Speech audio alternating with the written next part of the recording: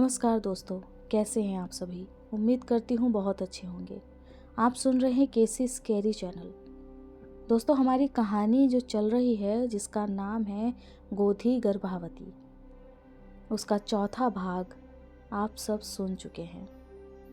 तो आइए चलिए बिना देर किए चलते हैं कहानी के 5वें अध्याय की तरफ।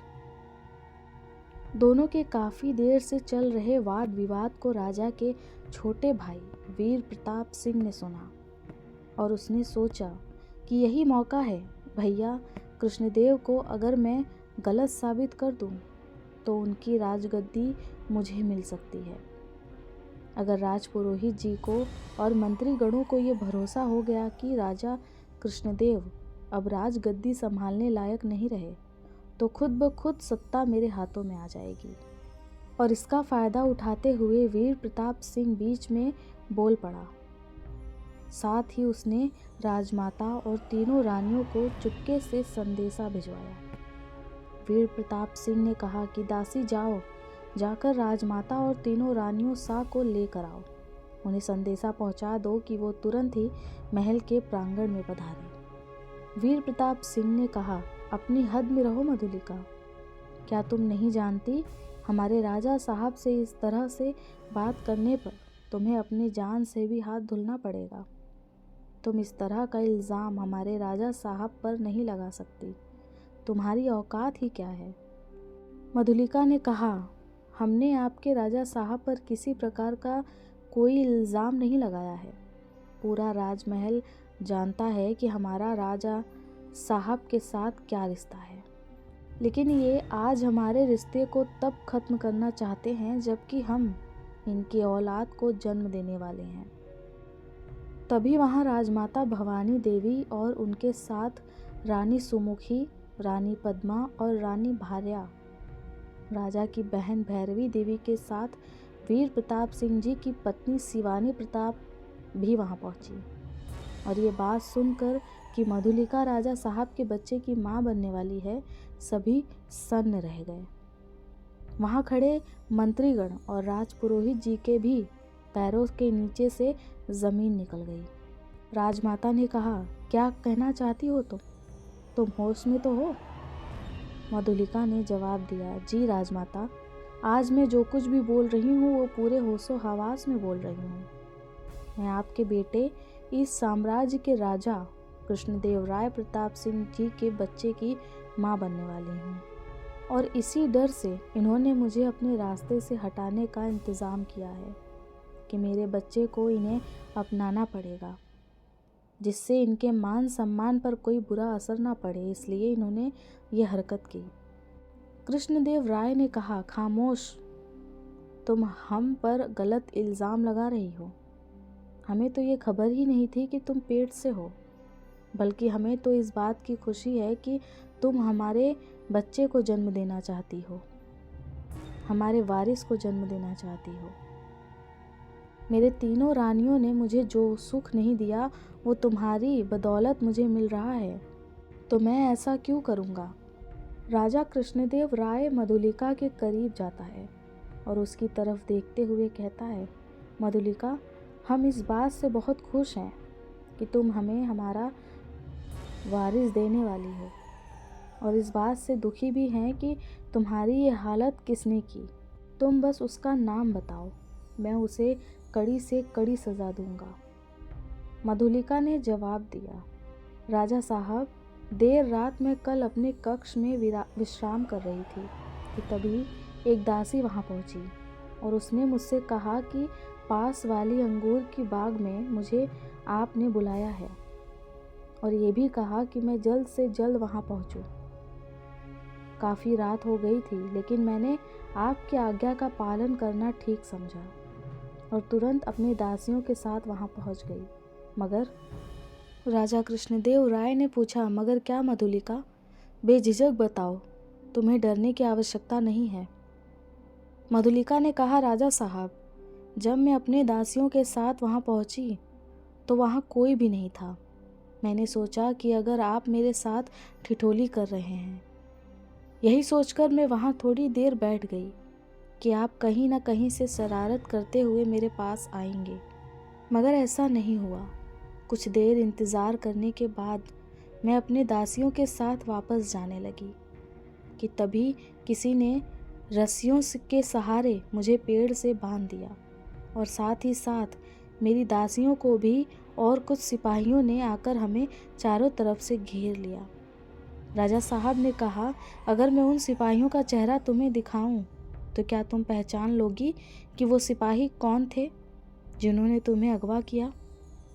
ये सुनकर राजपुरोहित जी और मंत्रियों के पसीने छूटने लगे और उन्हें लगा कि कहीं उनका भेद न खुल जाए, कहीं मधुलिका उन्हें ये ना बता दे कि वो सिपाही कौन थे, कैसे दिखते थे, क्योंकि अगर सिपाहियों की छानबीन हो गई तो सिपाही आसानी से कुछ कोड़े खाने के बाद पुरोहित जी और मंत्री जी के नाम आसानी से उगल देंगे। मधुलिका ने बताया कि क्षमा चाहती हूँ राजा साहब, लेकिन मैंने सिपाहियों के चेहरे को नहीं देखा क्योंकि उन्होंने अपने चेहरे को पूरी तरह से ढक रखा था, इसलिए उन्हें पहचानना नामुमकिन था। ये बात सुनकर राजपुरोहित जी के साथ में खड़े मंत्रीगण जो कि इस कांड में शामिल थे, उनके दिलों को राहत मिली।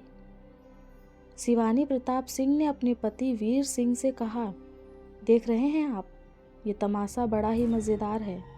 आज तो राजमाता के दिए संस्कारों की धज्जियां उड़ रही हैं। राजा साहब ने सब कुछ मिट्टी में कर दिया।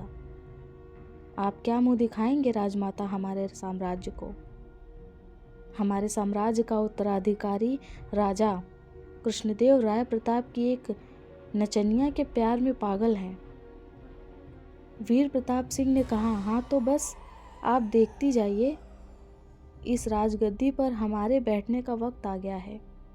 इस बात का फ़ायदा उठाकर हम राजमाता को अपनी तरफ खींच लेंगे और वो राजा का मुकुट उतार कर हमारे सर का ताज बनाएंगी। इतना कहकर वीर प्रताप सिंह राजमाता के करीब चले गए और उन्हें भड़काने का पूरा प्रयास करने लगे। दूसरी ओर तीनों रानियां स्तंभ खड़ी हुई बस ये तमाशा काफ़ी देर से देख रही थी कि तभी पद्मा बोल उठी, हमें तो विश्वास ही नहीं हो रहा है कि हम अपनी आंखों के सामने राजा साहब को एक नचनिया से इस तरह का लगाव होता देख रहे हैं। आप देख रही हैं सुमुखी जी, ये सब क्या हो रहा है? हमारी आंखों के सामने राजा साहब किसी और से प्रेम प्रसंग चला रहे हैं। पद्मा ने कटाक्ष करते हुए कहा। भार्या ने आंखों से आंसू निकालते हुए कहा, हाँ, ये सब हमसे भी देखा नहीं जा रहा। अरे हमारी तो छोड़िए, राजा साहब ने सुमुखी जीजी के बारे में भी नहीं सोचा, जिनसे वो हमसे भी ज़्यादा अधिक प्रेम करते हैं। दोनों रानियां अपने अपने तर्क दे रही थीं, मगर इस बात से किसी को खास फर्क नहीं पड़ा कि राजा ने एक रक्कासा के साथ गलत संबंध बनाए। वहीं खड़ी सुमुखी रानी बिल्कुल मौन थी, मानो जैसे काटो तो खून नहीं। और हो भी क्यों ना, राजा साहब ने केवल मधुलिका से प्रेम संबंध ही नहीं रखा, बल्कि रानी सुमुखी का विश्वास भी तोड़ा है। ये सारी बातें सुन सुमुखी सह नहीं पाती और वहां से अपने कक्ष की ओर चली जाती है। वहां हो रहे विवादों से किसी का मन दुखी होता है तो कोई लगी आग में अपनी रोटियां सेकता है। इन सब के बीच राजा कृष्णदेव राय ने मामला शांत करने के लिए एक फैसला सुनाया, जिसमें उन्होंने कहा कि मधुलिका, जो कुछ भी तुम्हारे साथ हुआ उसका हमें दुख है, मगर हम उसे नहीं छोड़ेंगे जिसने तुम्हारी जान लेने की कोशिश की है। हम उसे पकड़कर कड़ी से कड़ी सजा देंगे, जिसका उसने कभी अंदाज़ा भी नहीं लगाया होगा। अब जो कुछ भी हुआ उसे भूल जाने में ही हमारी भलाई है और तुम अपनी सेहत का ख्याल रखो। हम तुम्हारे कक्ष के चारों तरफ कड़ी सुरक्षा लगवाएंगे, जिससे आइंदा कोई भी तुम्हारे कक्ष के आसपास भी भटक न सके। इन सब बातों को सुनकर मधुलिका बड़ी ही खुश होती है और वो राजा साहब से कहती है कि जी शुक्रिया, हमें आपसे यही उम्मीद थी। और वहाँ से चली जाती है। धीरे धीरे पूरा राज्यसभा का बैठक खाली हो जाता है। सभी अपने अपने कक्ष की ओर चले जाते हैं। राजमाता भी वहाँ से बिना कुछ कहे वापस लौट आती है, मगर कोई भी राजा कृष्णदेव राय सिंह के फैसले से खुश नहीं रहता। सबकी नाराजगी राजा साहब से बनी रहती है। एकांत। राजा ने अपने दासियों से कहा, और ध्यान रहे हमारे कक्ष में हमारे अनुमति के बिना कोई ना आ पाए। हम कुछ देर के लिए अकेला रहना चाहते हैं। राजा कृष्णदेव को इस बात से थोड़ा असर होता है कि राजमहल में कोई भी उनके फैसले से खुश नहीं और सभी उनसे नाराज हैं, मगर वो मधुलिका को भी छोड़ना नहीं चाहते। मधुलिका के सूरत ने राजा साहब पर ऐसा जादू कर रखा था कि उन्हें उसके अलावा और कोई भी महत्व नहीं था। दूसरी ओर पुरोहित जी अपनी बनाई हुई योजना को टूटते हुए देखकर बहुत ही चिंतित थे, मगर उन्होंने हार नहीं मानी। वो किसी भी हालत में साम्राज्य को डूबता हुआ नहीं देख सकते थे। जिस काम को वो आसान समझ रहे थे वो इतना भी असरल नहीं था। मधुलिका के इस हरकत से वो इतना तो समझ ही गए थे कि वो कोई डरपोक लड़की नहीं है जो सिपाहियों के डराने और धमकाने से डर जाए और यहाँ से भाग जाए। लेकिन पुरोहित जी ने भी ठान ली थी कि इस राजमहल को मधुलिका से छुटकारा दिलाना ही होगा। उन्होंने मंत्रियों के साथ मिलकर फिर से मधुलिका को रास्ते से हटाने की एक नई योजना तैयार की। वहीं दूसरी ओर महल में सन्नाटा पसरा हुआ था। ऐसा लग रहा था मानो जैसे किसी की मौत हो गई हो। राजमाता के साथ साथ जिसे इस बात का सबसे बड़ा दुख था वो थी रानी सुमुखी, जो ये सब जानने के बाद भी पूरी तरह से टूट चुकी थी और खुद को एक कमरे में बंद कर लिया। देखते ही देखते धीरे धीरे 3 पहर बीत गए, लेकिन रानी सुमुखी ने खुद को कमरे से बाहर नहीं निकाला। वो भूखी प्यासी खुद को अपने ही कक्ष में बंद करके सजा दे रही थी। सजा इस बात की कि उन्होंने राजा साहब पर इतना विश्वास किया, उनसे प्रेम किया, उनका सम्मान किया। मोतीबाई से रानी सुमुखी का हाल देखा न गया और वो राजमाता के पास पहुंच गई। उन्होंने राजमाता से कहा कि रानी सुमुखी ने खुद को 3 रोज से अपने कक्ष में बंद कर रखा है। लाख मनाने पर, लाख विनती करने पर भी वो दरवाज़ा नहीं खोल रही। अब आप ही हैं जिनकी बात वो नहीं टाल सकती। ये बात सुनते ही राजमाता बड़ी दुखी हुई और दौड़ती हुई रानी सुमुखी के कमरे तक पहुंची। उन्होंने दरवाज़ा खटखटाया और रानी सुमुखी को आवाज़ लगाई, सुमुखी, कृपा करके दरवाज़ा खोलिए। मगर भीतर से कोई आवाज़ नहीं आई। राजमाता ने फिर से आवाज़ लगाते हुए कहा, रानी सा, दरवाज़ा खोलिए, हम आपसे कुछ बात करना चाहते हैं। फिर अचानक ही अंदर से आवाज़ आई, हम ठीक हैं राजमाता, हमें कुछ नहीं हुआ। कृपया करके आप चिंतित ना हो और यहाँ से चली जाएं। अभी हम किसी से कोई बात नहीं करना चाहते। रानी सुमुखी दरवाज़ा तो नहीं खोलती, मगर बड़े ही दुखी मन से वो राजमाता से ये बात कहती हैं। राजमाता भी उन्हें ज़्यादा परेशान नहीं करती और वहाँ से लौट जाती हैं। मगर रास्ते में दोनों रानियाँ राजमाता को मिल जाती हैं और वो कटु शब्द कटाक्ष करते हुए राजमाता के सामने कहती हैं, क्या हुआ राजमाता, सुमुखी रानी सा ठीक तो हैं?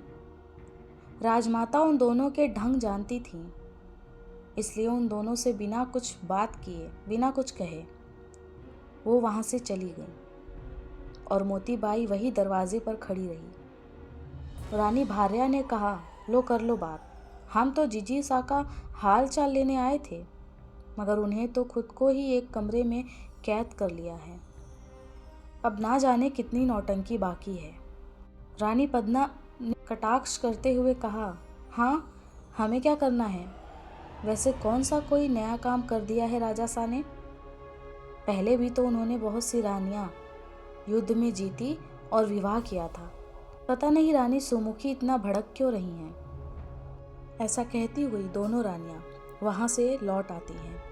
दोनों को इस बात से बिल्कुल भी फर्क नहीं पड़ता कि राजा साहब ने क्या किया, क्योंकि उन्हें सिर्फ और सिर्फ राजसी ठाट बाट से मतलब था। वही रानी सुमुखी अपनी सुध बुध खो चुकी थी। ये बात जब राजा साहब तक पहुंची तो वो तुरंत ही रानी सुमुखी से मिलने आए। उन्होंने दरवाज़ा खटखटाया और आवाज़ लगाई, रानी सुमुखी दरवाज़ा खोलिए, हम राजा आपसे मिलने आए हैं। रानी सुमुखी को इस दिन का इंतज़ार था कि कब राजा को एहसास होगा और वो उनसे मिलने आएंगे, मगर फिर भी रानी ने नाराज़गी भरे शब्दों में कहा, हम कोई बात नहीं करना चाहते, आप यहाँ से चले जाइए, और दरवाज़ा नहीं खोला। राजा साहब को इस बात का दुख हुआ।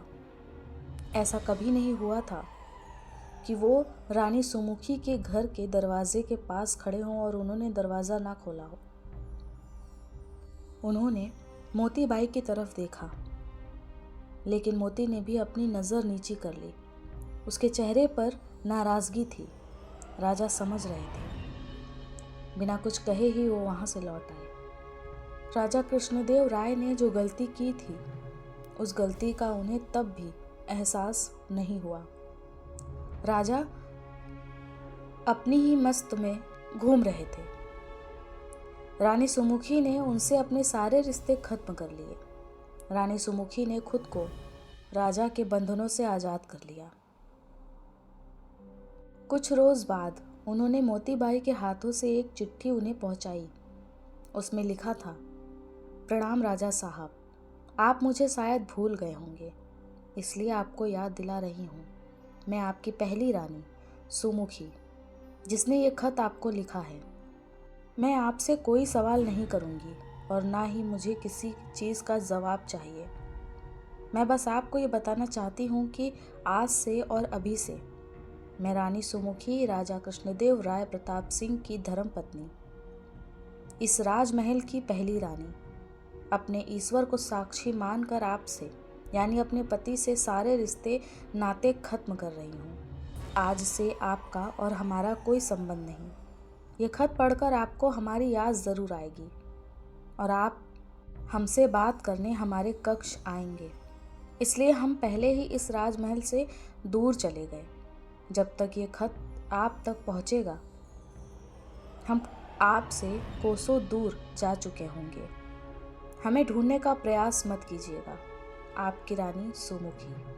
राजा साहब ने वो चिट्ठी फाड़ दी और नाराज़गी भरे शब्द से मोती की तरफ देखते हुए पूछा, तुमने हमें बताया क्यों नहीं जब रानी महल से बाहर जा रही थी? मोती ने कहा, राजा साहब, मुझे क्षमा कीजिए। मुझे उन्होंने कसम दी थी कि मैं उन्हें या किसी को भी कुछ ना बताऊं और ना ही उन्हें रोकूं। मैं उनकी कस्मों से बंधी हुई थी। राजा साहब, मुझे माफ़ कर दीजिए, मगर सुमुखी रानी साहब को ढूंढिए। थोड़ी देर बाद जब राजा साहब का गुस्सा शांत हुआ तो उन्होंने रानी सुमुखी को ही दोष ठहराते हुए कहा, जब रानी सुमुखी ने इस महल से जाने का फैसला कर ही लिया है तो हम उनके फैसले का मान करेंगे। जब उन्हें इस साम्राज्य की कोई परवाह नहीं है और हमारी कोई परवाह नहीं है तो हमें भी उनकी कोई परवाह नहीं। ये कहकर राजा साहब वहाँ से चले गए, मगर मोतीबाई को चैन नहीं मिलता। वो दौड़ी दौड़ी राजमाता के पास जाती है और उनसे सभी हाल कहती है।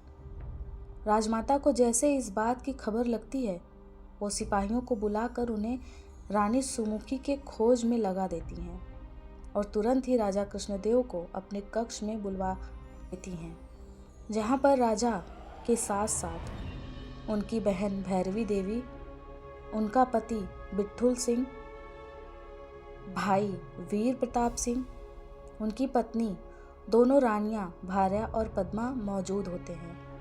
राजा कृष्णदेव ने कहा, प्रणाम राजमाता, आपने मुझे बुलाया? राजमाता कहती हैं, ये मैं क्या सुन रही हूँ, आप और कितने नीचे गिरेंगे। आज आपकी वजह से रानी सुमुखी को ऐसा कदम उठाना पड़ा। जो हमारे खानदान में कभी किसी ने नहीं किया। हमारी घर की लक्ष्मी दुखी होकर महल छोड़ चुकी हैं। राजा साहब कहते हैं, राजमाता क्यों आप तिल का ताड़ बना रही हैं? हमने उन्हें महल छोड़ने के लिए नहीं कहा था। उन्होंने स्वयं ये महल छोड़ा और ये उनका फैसला था। हमें इस बात से कोई अफसोस नहीं कि उन्होंने हमसे सारे रिश्ते खत्म कर लिए। हम राजा हैं, हमारे पास रानियों की कमी नहीं है।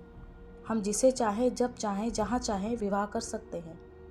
इन सब बातों से नाराज भैरवी देवी कहती है, आपने जो कुछ भी किया हम उसके खिलाफ हैं। हमारे राजमहल में ऐसा कभी नहीं हुआ था कि हमारी घर की लक्ष्मी इस घर को छोड़कर चली जाए, लेकिन आपके कारण पूरा राजमहल तहस नहस हो चुका है। जिस तरह रानी सुमुखी के जाने पर आपको अफसोस नहीं है, क्या पता आप हमें भी इसी तरह इस राजमहल से निकाल फेंकें।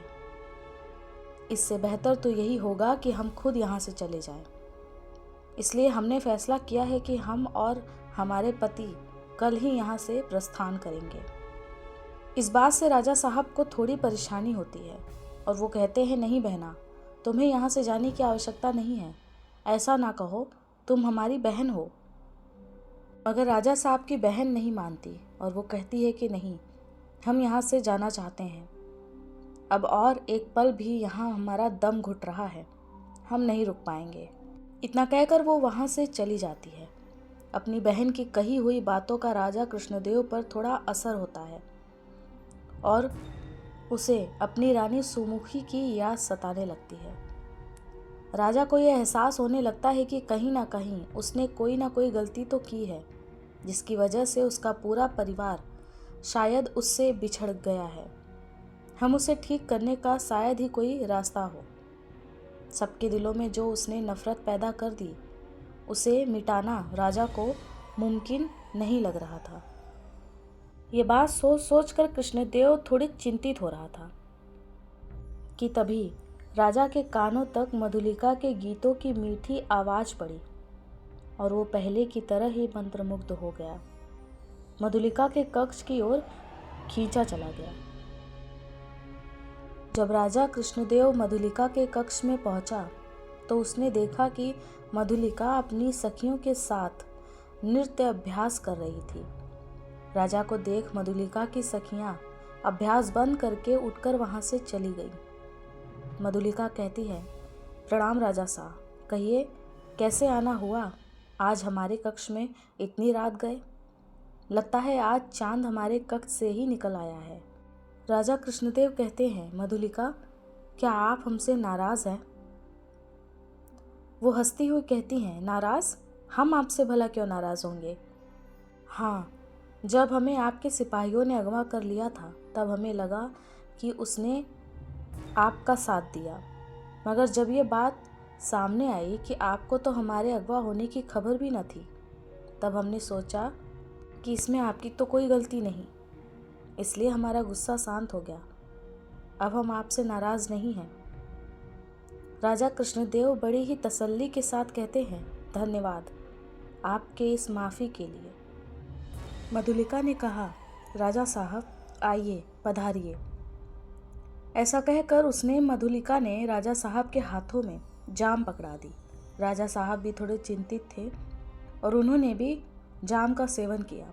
देखते ही देखते उन्हें नींद आ गई और वो मधुलिका के कक्ष में ही सो गए। सुबह जब उनकी नींद टूटी तो उनका सर भारी भारी सा लग रहा था। वो लड़खड़ा कर चल रहे थे। उन्होंने देखा तो चारों तरफ कोई भी नहीं था सिवाय उनके। मधुलिका भी वहां दिखाई नहीं दे रही थी। वो धीरे धीरे कदमों से अपने कक्ष की तरफ जाने लगे।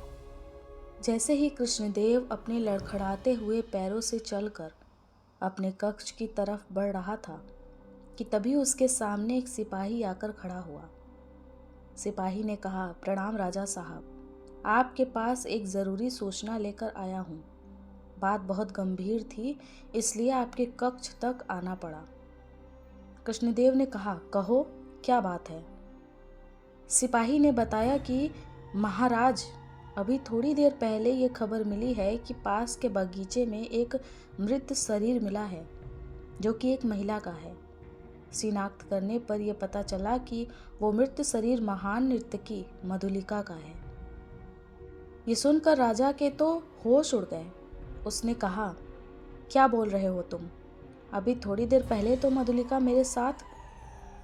राजा इतना कहकर ही कि तभी वहां पुरोहित जी आ पहुंचे। पुरोहित जी, ये मैं क्या सुन रहा हूँ? राजा कृष्णदेव ने कहा। पुरोहित जी ने जवाब दिया, हाँ राजा साहब, जो आपने सुना है वो सच है। हमने अपनी आंखों से देखा है, बाहर बगीचे में मधुलिका का मृत शरीर पड़ा है, और वो भी बहुत ही बुरी हालत में। इतना सुन कृष्णदेव वहां से दौड़ते हुए बाहर बगीचे की तरफ जाता है और उसके पीछे पीछे बहुत सारे सिपाही भी दौड़ते हुए बगीचे की तरफ चले जाते हैं। राजा कृष्णदेव वहां जाकर बैठता है तो वहां मधुलिका की दासी मधुलिका के पास बैठकर रो रही थी। मधुलिका बेसुध वहां पड़ी थी। मधुलिका का पूरा शरीर जख्मी था, ठीक वैसे ही जैसे कि उस दिन जख्मी था जिस दिन मधुलिका भरे दरबार में कृष्णदेव के पास आई थी। उस दिन भी किसी ने उसे मारने की कोशिश की थी और आज भी किसी ने उसे तड़पा तड़पा कर मार डाला। राजा कृष्णदेव अपने घुटनों के बल बैठकर मधुलिका के शरीर को स्पर्श करता है और रोने लगता है, इस तरह जैसे उसका कोई अपना उसे छोड़कर चला गया। वो कहता है कि ये सब क्या हो गया? तुम्हें किसने मारा? अभी एक रात पहले तो तुम मेरे साथ थी, मेरे पास थी। ये सब किसने किया? किसकी इतनी हिम्मत हुई कि मेरे महल के अंदर घुसकर मेरे ही कोहिनूर से नवाजे खास की जान ले ली? हम उसे नहीं छोड़ेंगे, चाहे जो भी हो, हम उसे कड़ी से कड़ी सजा देंगे। राजा रोते हुए बड़बड़ा रहा था और सभी आसपास खड़े उन्हें देख रहे थे।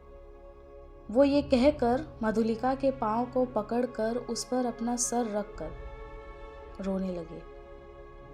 पुरोहित जी कहते हैं कि खुद को संभालिए राजा साहब, ये इस तरह इतना भावुक होना आपके लिए ठीक नहीं। जो कुछ हो गया उसे भूल जाइए, ये एक बुरा सपना था बस, और कुछ नहीं। राजा कृष्णदेव कहते हैं, पुरोहित जी, मधुलिका की मौत का पता लगाइए। आखिर कौन है जिससे हमारी खुशियां देखी नहीं गई? उसे ढूंढिए और जल्द से जल्द मेरे पास लाइए। हम उसे अपने हाथों से मारेंगे। पुरोहित जी कहते हैं, जी जरूर, आपके आदेश का पालन होगा, लेकिन आप अभी इस वक्त खुद को संभालिए और मधुलिका जी के अंतिम संस्कार की व्यवस्था करवाइए। राजा साहब कहते हैं, पुरोहित जी, मुझे कुछ भी समझ में नहीं आ रहा, मैं क्या करूं?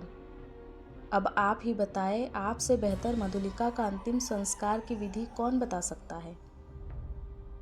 पुरोहित जी ने जवाब दिया, कृष्णदेव, मधुलिका की मृत्यु एक अकाल मृत्यु है, इसलिए उसका अंतिम संस्कार पूरे विधि विधान से होना चाहिए, नहीं तो इसकी आत्मा को शांति नहीं मिलेगी। और इनकी मौत भी तो अमावस्या के दिन हुई है। आज अमावस्या है। राजा कृष्णदेव अपनी आंखों में आंसू लिए कहता है, जैसा आप ठीक कहें पुरोहित जी। इतना कहकर वो मधुलिका के मृत शरीर को उठाकर महल ले आए। पूरे महल में ये खबर जंगल में लगी आग की तरह फैल गई।